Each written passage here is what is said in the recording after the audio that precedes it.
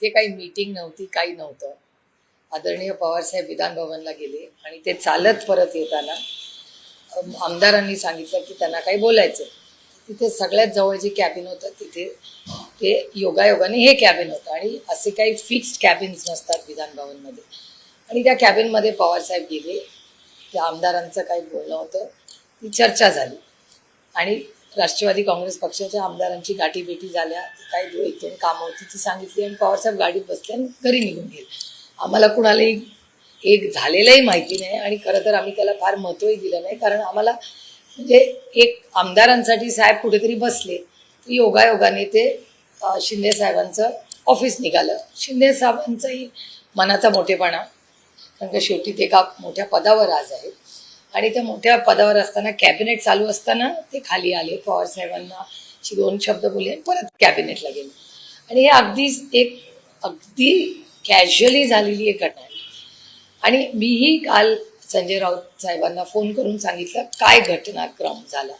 त्याच्यामुळे मला असं वाटतं की हे गैरसमजानी कोणीतरी कदाचित राऊत साहेबांना चुकीची माहिती दिली असेल, त्याच्यामुळे ते काल बोलले असते.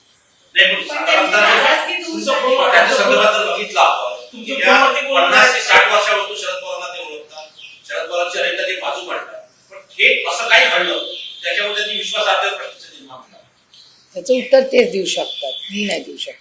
कारण जी घटना झाली ही सगळ्यांनाच माहिती आहे.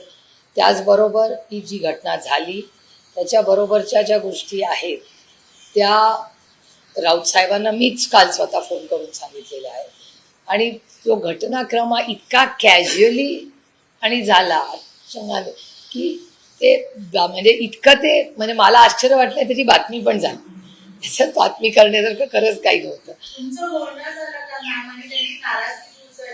हो, मी अर्थात ते मिसअंडरस्टँडिंग कसं होतं, काही काही गोष्टी ना म्हणजे out of proper storm in a teacup असं येते की एखादी घटना झाली जी कदाचित कोणाच्या ध्यानीमनी आली नसती, त्याची एवढी मोठी बातमी झाली आणि त्या बातमीतून कदाचित त्यांच्या मनात गैरसमज झाले असतील, ते दुखावले गेले असतील आणि जेव्हा त्यांना वास्तव कळलं तेव्हा दुखवण्याचा प्रश्नच नव्हता.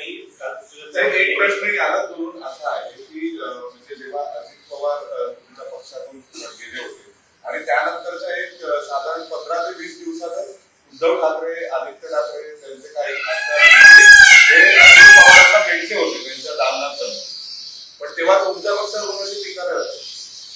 कसं आहे, ही गोष्ट खरी आहे की माननीय उद्धवजी आणि त्यांची सगळी टीम ही दादा जेव्हा आम्हाला सोडून NDAत गेला त्याच्या 17व्या दिवशी उद्धवजी जाऊन दादाला भेटून आले होते. हे वास्तव आहे, तुम्ही म्हणताय हे बरोबर आहे. पण असं आहे, मी असा त्याचा अर्थ काढला की उद्धवजी हे मुख्यमंत्री राहिलेले आहेत, तेव्हा आमदारही होते ते आणि दादा हे उपमुख्यमंत्री आहेत. त्याच्यामुळे एका संविधानिक पदासाठी शुभेच्छा देणं हे मला काही त्याच्यात गैर वाटलं नाही. आणि ठीक आहे ना, तेवढं म्हणजे आम्ही ते समजून घेतलं.